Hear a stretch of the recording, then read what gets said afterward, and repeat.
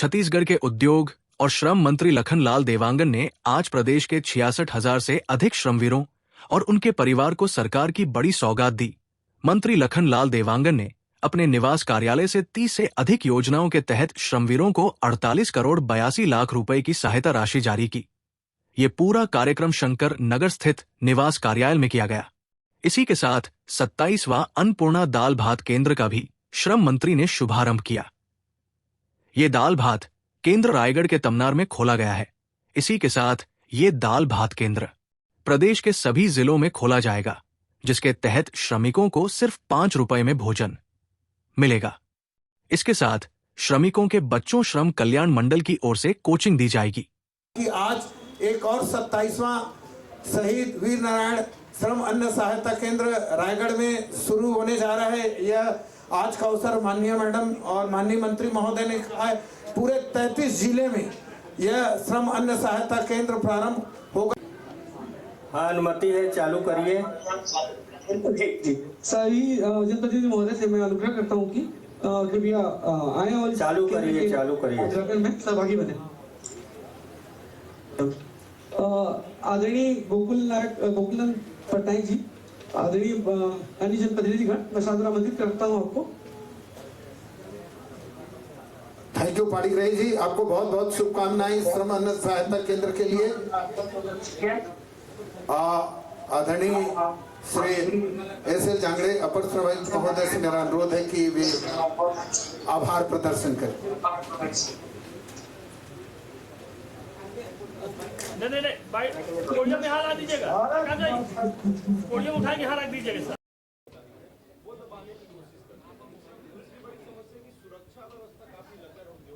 देखिए,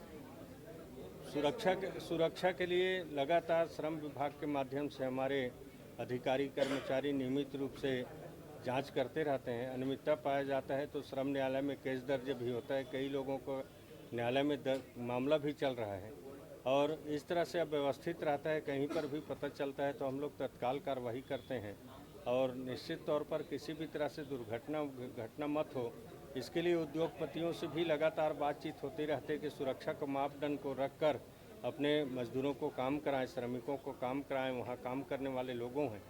तो निश्चित तौर पर सरकार तो हर क्षेत्र में चिंता करती है कि किसी भी तरह से जान माल दुर्घटना मत हो, इसके लिए हमारे द्वारा लगातार प्रयास किया जाता है।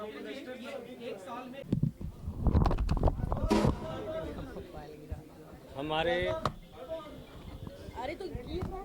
देश के माननीय प्रधानमंत्री रहे स्वर्गीय अटल बिहारी वाजपेयी जी का 25 दिसंबर को हम लोग जन्म दिवस को सुशासन दिवस के रूप में मनाते हैं और उनके सुशासन दिवस के अवसर पर कई कार्यक्रम संपन्न होते हैं।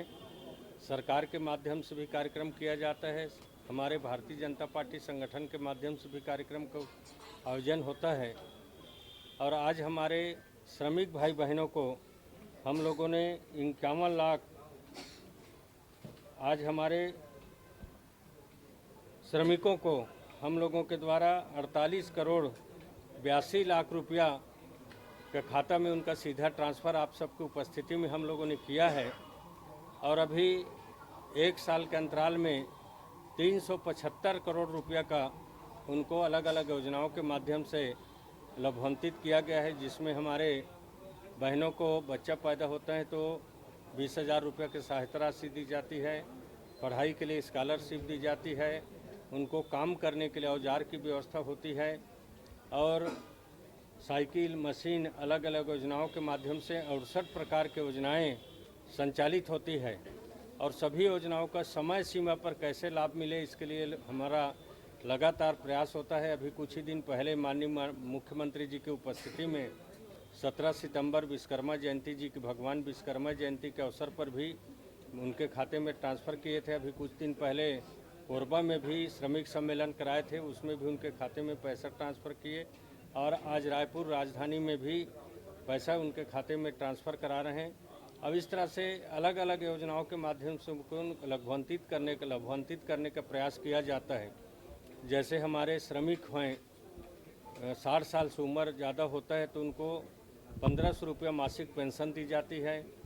हमारे श्रमिकों को दाल भात केंद्र में शहीद वीर नारायण के नाम से दाल भात केंद्र, उसमें 5 रुपये में गर्म भोजन भरपेट दिया जाता है।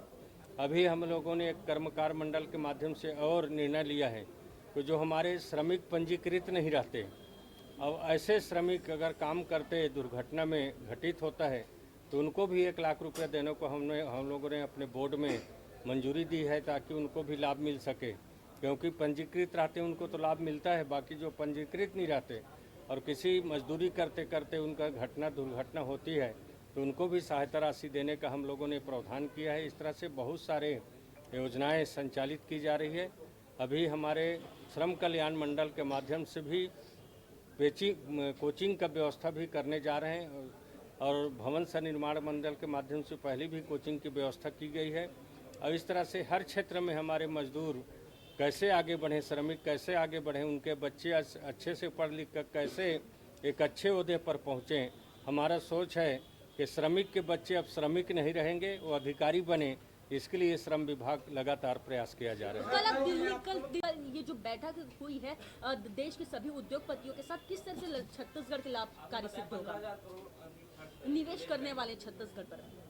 कल हमारे प्रदेश के माननीय मुख्यमंत्री जी की अध्यक्षता में दिल्ली में इन्वेस्टर मीट की हम लोगों का सम्मेलन हुआ एक तरह से, जिसमें हमारे देश के बड़े नामी गिनामी उद्योगपति उसमें सम्मिलित हुए और हमारे जो छत्तीसगढ़ की नया उद्योग नीति बनी है उस नीति के बारे में हम लोगों ने उनको विस्तार से बताया।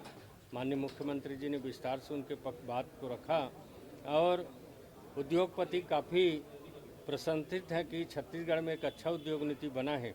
और कल भी लगभग 15,000 करोड़ से ऊपर के ऑफर उन्होंने दिया कि हम छत्तीसगढ़ में आकर निवेश करेंगे और हम लोगों ने उनका स्वागत किया है। और निश्चित तौर पर हमारे छत्तीसगढ़ के उद्योगपति भी ज़्यादा से ज़्यादा उद्योग लगाएं, बाहर के निवेशकर्ता भी उद्योग लगाएं।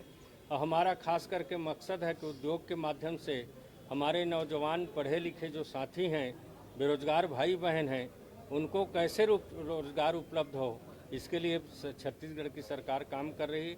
देश के माननीय प्रधानमंत्री माननीय नरेंद्र मोदी जी भी लगातार रोजगार दे रहे हैं। कल ही मैं पढ़ रहा था 72,000 से ऊपर लोगों को उन्होंने नियुक्ति पत्र दिया है।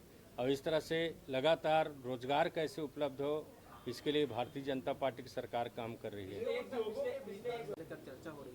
देखिए, भारतीय जनता पार्टी की सरकार और देश के माननीय प्रधानमंत्री एक देश एक चुनाव का भी प्रयास कर रहे हैं और छत्तीसगढ़ में इसमें हमारे माननीय मुख्यमंत्री जी का सोच है कि हमारा जो अधिकार क्षेत्र में आता है नगरीय निकाय और ग्राम पंचायत, त्रिस्तरीय पंचायत, उससे एक साथ चुनाव कराने का, तो निश्चित तौर पर एक साथ चुनाव कराने का भारतीय जनता पार्टी की सरकार की मंशा है। सीमेंट के दामों में इससे पहले कि आपने लगातार सीमेंट उद्योग के व्यापारी के साथ बैठे हुए, इसके बाद भी लगातार रेट बढ़ रहे हैं, 30 रुपये की बढ़ गए। शायद मेरे को आप ही शायद उस दिन फ़ोन में पूछ रहे थे, लग रहा है कि कौन पूछ रहा, तो पत्रकार ही पूछ रहे थे। और निश्चित तौर पर बढ़ोतरी अगर हुई है तो उसमें चर्चा करेंगे कि क्यों बढ़ाया गया है। नहीं तो हम लोग तो कहे थे कि अगर कोई भी सीमेंट फैक्ट्री दाम बढ़ाता है तो एक बार सरकार से परामर्श करने के बाद ही बढ़ाएं। बाकी आप लोग के माध्यम से जानकारी मिल रहा है तो निश्चित तौर पर इसमें बात किया जाएगा। ये नगरीय निकाय और पंचायत